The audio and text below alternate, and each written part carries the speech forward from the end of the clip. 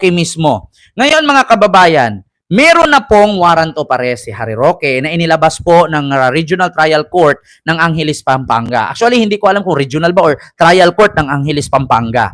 So nilabas po ito at aarestuhin na nga ang bukod kay Harry Roque, nandyan pa si Cassandra Ong. Bukod kay Cassandra Ong, meron pang 97. 97, 90, 97, 98, hindi. 47 o 48, 49. Basta Harry Roque at 49 pang iba na sangkot no sa Pogo ay binabaan na ng warrant of arrest ng Regional Trial Court ng Angeles, Pampanga. 48 o pang 49 si Roque. So ngayon mga kababayan, baka marami po kayong maitanong. Kahit ako may tanong ako. Paano nga ba to hulihin si Harry Roque?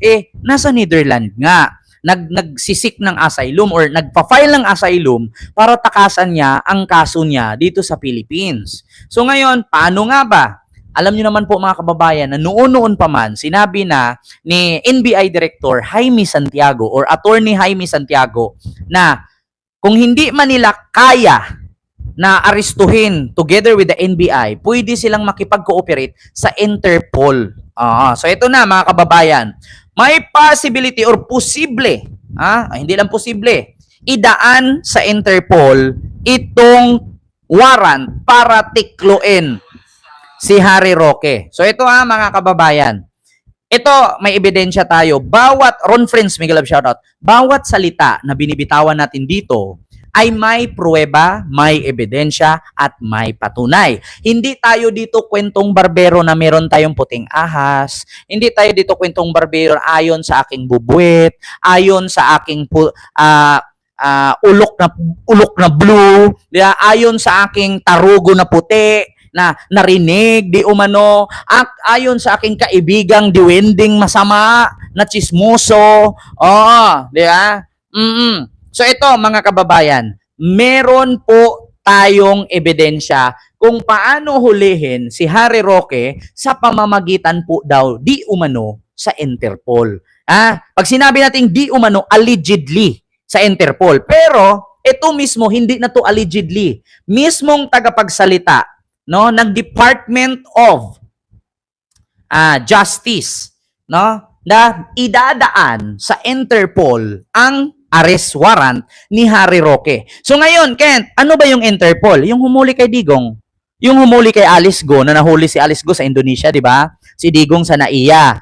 Ito si Harry Roque sa Netherlands. Ang susunod! Ito na po, mga kababayan. Arrest order para po kay Harry Roque and kay Cassandra.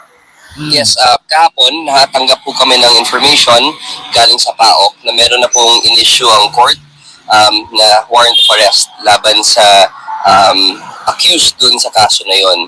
Marami po sila, kasama din po dun ay si Cassandra Ong at si Harry Roque. Yung kay Cassandra Ong, sir, sabi po na Atty. Capacio, yung legal counsel niya, hindi po niya makonfirm kung nandito sa Philippines si Cassandra Ong. Paano po kaya yung magiging pang isa-serve yung arrest warrant doon? Well, for persons who are not in the Philippines, we have to obtain jurisdiction over the person.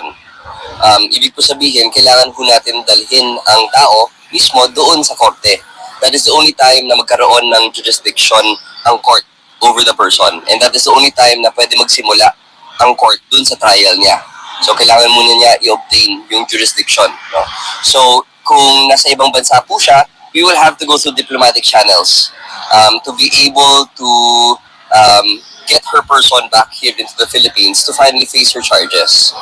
Ganun din po kay former spokesperson Harry Roque na alam naman natin na wala naman talaga siya dito sa bansa.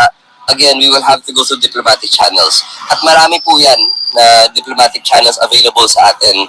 Pwede po na direkta tayo makipag-usap sa gobyerno kung saan ang accused.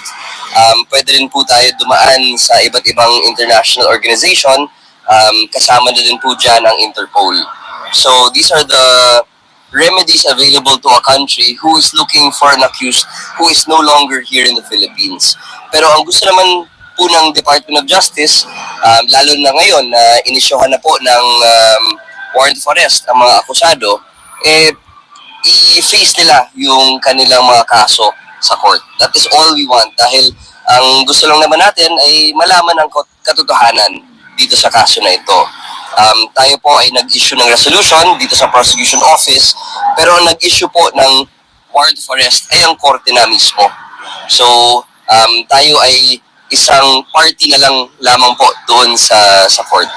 As in, si Cassie Ong muna, meron na ba or maglalabas po ba tayo ng whole departure order against him? I have no information with regards to the application of the prosecution, no? Pero that is a remedy available to the prosecution to ask the court for a whole departure order. So accurate po bang sabihin na possible siya mangyari now that there's already a warrant of arrest against him? Yes, possible po na mangyari na mag-issue ang court ng whole departure order upon the request of the prosecution. Si former spokesperson Harry Roque, sinabi niya po sa statement niya kahapon that yung warrant of arrest gagamitin niya na isa sa mga evidence daw po sa pag-apply niya ng amnesty. Ano pong comment po ninyo doon? Depende po yan sa interpretation po no ng gobyerno ng Netherlands. Ang sa amin naman po, marami po kasing ibang akusado diyan. Hindi natin siya sinisingle out. Kumbaga, sangkot siya sa isang krimen na may ebidensya naman, final ho natin yan sa korte at ang korte na mismo ang nag-determine ng probable cause para i-issuehan siya ng isang warrant of arrest. As to the guilt or innocence of Mr. Harry Roque, it is not for us to say. It is for the court to say. Pero ang sa amin lang, we found that there is a prima facie case with reasonable certainty of conviction with regards to his involvement in the case. So yun lang po ang ibig sabihin ng resolution natin sa DOJ. Ngayon po na nasa korte, dun po magpe-present ng karagdagang ebidensya ang prosecution, dun na din magpe-present ng mga depensa ang mga akusado. Kaya korte na po tayo maglalaban. At ngayon dahil nga po na-file na natin sa court, we are now under the rule of sub judice. So we cannot anymore go through the merits of the case, kundi ang pwede ko lang ipaliwanag po sa inyo ay yung procedure, kung ano ang pwedeng gawin ng prosecution, kung ano pwede mangyari, kung sakaling nasa labas po sila ng bansa, ganoon lang po. But now that it's in court, we are now under the rule of sub judice. We can no longer talk about the merits of the case. So yun ha, mga kababayan, narinig ninyo. Oh, actually, sa totoo lang, ang gwapo. Oh. Ang gwapo ng tagapagsalita. Siguro pag isa ito si Sir na manghuli kay Roque, hindi magtutubay to ng think si Harry Roque dito. Talagang titili at sasama talaga, oh my goodness. Sir, ikaw po ba ang maghuli sa akin together with Interpol? Hindi na ako magtubay to and one by one. Tara, arat na. Kasi gwapo eh. Di ba? Ma'am Dali Sweet Bibs Castro, Ma'am Sweet Dali. Ayan, Bibs Castro. Nako, mga kababayan. So narinig niyo naman po, mga kababayan. Ito po, ako gusto ko lang magdagdag, no. So, ang sabi nga dito, kung sakali man katulad kay Harry Roque, nasa ibang bansa siya, naglabas naman ng arrest warrant at dito si Cassandra Ong, hindi naman po ito si Cassandra Ong, hindi naman siya masyadong popular, no? Pero si Alice Go, kung saan nahuli, mahuhuli din si Cassandra Ong. Maliban na lang kung magputol ng ulo, palitan niya ng unggoy, yung ulo niya. Oo, hindi siya makikilala. Kung maghanap siya, pupunta siya sa ibang bansa, magparitoke siya, dating matangos ilong, gagawin niyang pango, hindi na siya makikilala. Pero yung fingerprint at kanyang Irish, no, yung kanyang sa mata niya, hindi po yun mawawala. Bakit? Uso na po kasi ngayon, mga kababayan, di ba, nagpagawa tayo ng national ID. Di ba, meron tayong fingerprint. Pag kumuha ka nga ng NBI clearance, di ba, 10 mga daliri. Tapos ibigay na ang clearance. Walang dinatagur ang tawag doon. Walang basta may tawag doon. Na record. So, di ba, bago ka kumuha ng NBI clearance, 10 mga daliri, naka-registered po 'yon. Walang denogatory record. So ngayon, kahit magpapalit sila ng mukha, andun pa rin yung fingerprint nila at yung kanilang iris or kanyang retina, yung kanilang mata. Kasi nga, di ba, minsan pag may mga trabaho tayo, alam ko naman na may mga trabaho tayo lahat.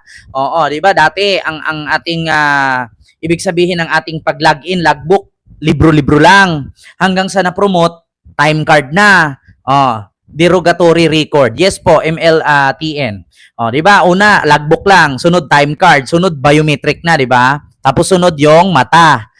So yun mga kababayan. So ngayon, mabilis lang itong hulihin si Cassandra Ong kahit magpalit nga ng ulo yan eh. Basta yung fingerprint niya, yun pa rin, mahuhuli siya. Yung kapatid nga ni Paruhinog, yung addict sa yung addict sa Usamis, di ba? Yung kapatid ni Mayor Paruhinog, yung pinapapatay ni Digong kay Espinido. Di ba? Yung pinahagisan ng Granada na drug lord. Yung kapatid nga nun, tumakbo ng Taiwan eh. Kasi bakit? Yung mga droga na supply noon from Taiwan. Itong grupo nila Digong, ang droga na supply from China. Kaya kukauntsaba nila yun. Kaya nga pinapatumba nila si Paruhinog eh. Bakit? Hindi nila yung kakompetensya nila sa business yun. Sinong nakanood ng Batang Quiapo? Sinong nakapanood ng Batang Quiapo? Panoorin ninyo yung nahuli sila sa pier. 'Di ba? Unang distributor na binigyan sila Coco Martin. Tsaka si Mayor doon tulay lang. Pero bukod pala doon, may another pa silang dinis-distributan. Yung babae sa Viva Max, yung singkit ang mata, hindi ko alam pangalan nun eh. Pero lagi ko nakikita nun, kaya nga minsan ginaganon-ganon ko nga yun eh. Pantasya, vitamin sa mata yun. Yung babae sa Viva Max. Kaya nga, di ba? Ganon ang nangyari. Kaya yun si Paruhinog sa Usamis, sa gulat nga ako, napakarami namang drug lord sa Pilipinas. Bakit si Paruhinog lang ang pinatay? Kasi kompetensya nila sa negosyo yon.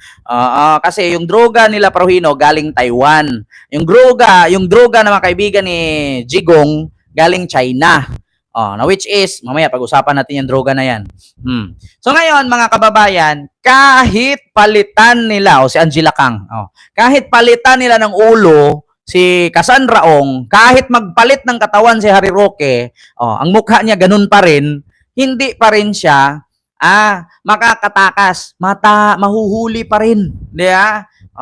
So yun ang katunayan, mga kababayan, na ano bang gagawin sa warrant of arrest ni Harry Roque? Una, makipag-usap daw ang gobyerno ng Pilipinas sa mga kinauukulan na bansa kung saan nabilong ang accuser. Ibig sabihin ng accuser, yung katulad kay Harry Roque, yung nagkasala, yung binabaan ng warrant.